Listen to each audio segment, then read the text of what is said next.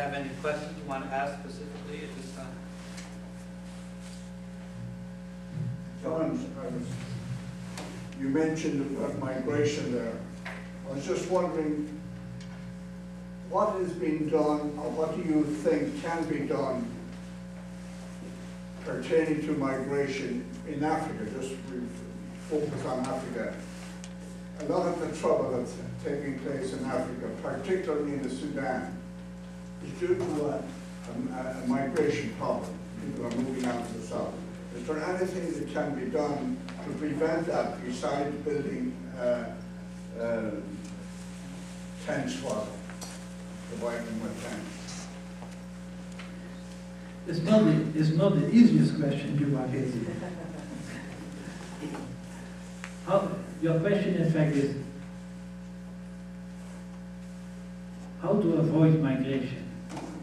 By using migration, you are saying labor migration and forced migration.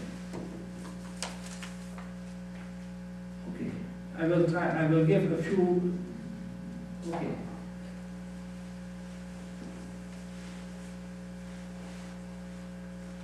At a certain time in an early stage of a conflict, we see that there is an early stage of a conflict. Many times we don't intervene. I mean, we, the international world, nobody is intervening. It's a local conflict, okay, perhaps it goes down.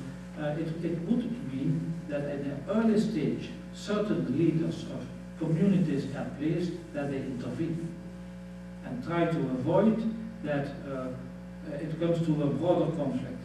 What is happening at this moment in northern Nigeria, for a number of years we see that Muslim and Christian leaders are trying to do that.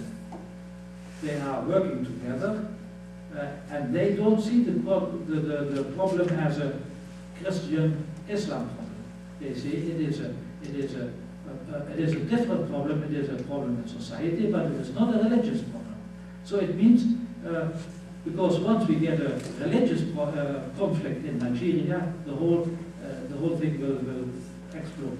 It means at a certain time to go in an early stage into the conflict by globally. How do you see the UN action in all these problems and in this conflict area? Especially all this migration that are a result of a conflict areas. Migration, I think, do I understand you well that you say migration is the source of the conflict? Yes. Oh. How do you see the UN action? Yeah. There are many people here that say that UN is useless. That even politicians say that just not give any more money to UN because okay. With UN you cannot achieve anything. Good. Yes.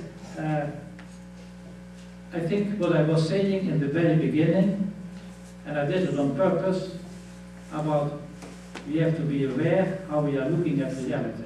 How do we look? Elephants are oppressed, are going down. What elephant? It has to be doing it. Migration, according to me, is not the source of conflict. When there is a civil war, you get migration. That it is resulting from the conflict. The UN is not useless because they are intervening.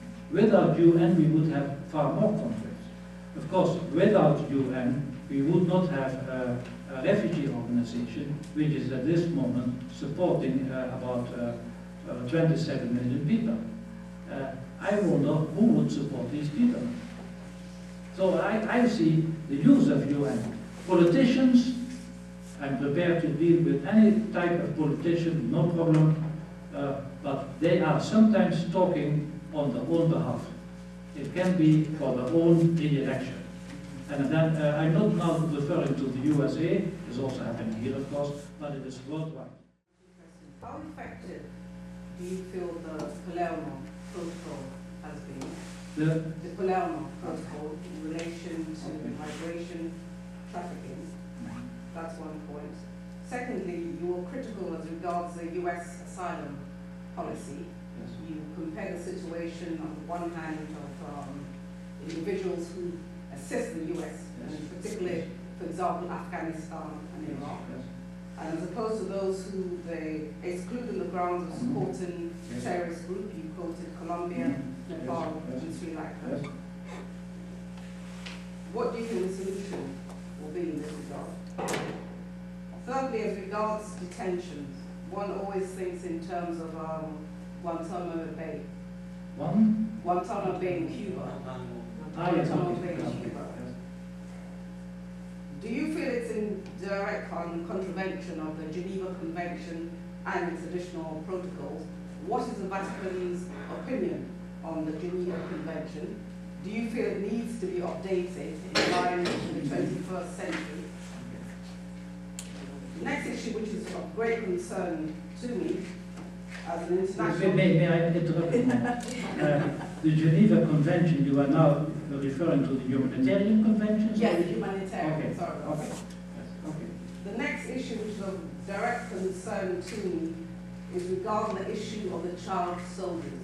What is the Vatican's opinion in this respect? We recently had the decision from the International Criminal Court, the Lumbango decision. What is the Vatican's opinion on this?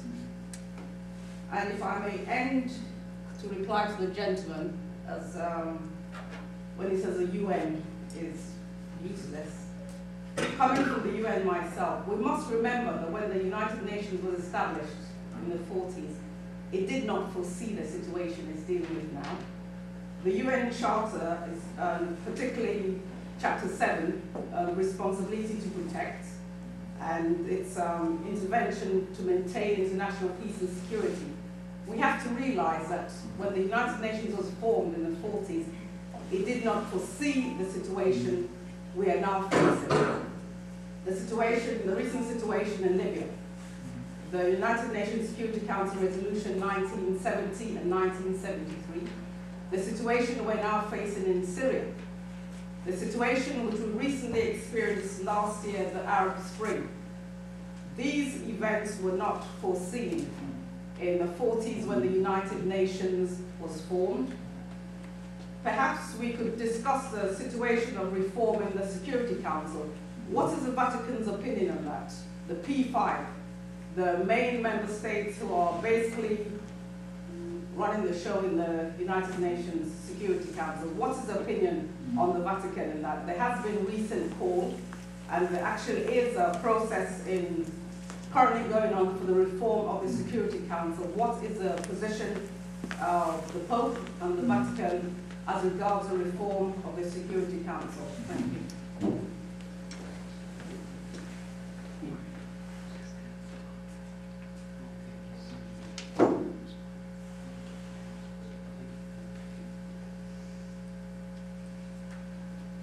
Yeah, also ask a question. You are working in which section?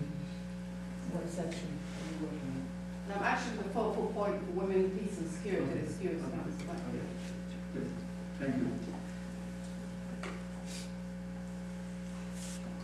Yes, I don't know where to start.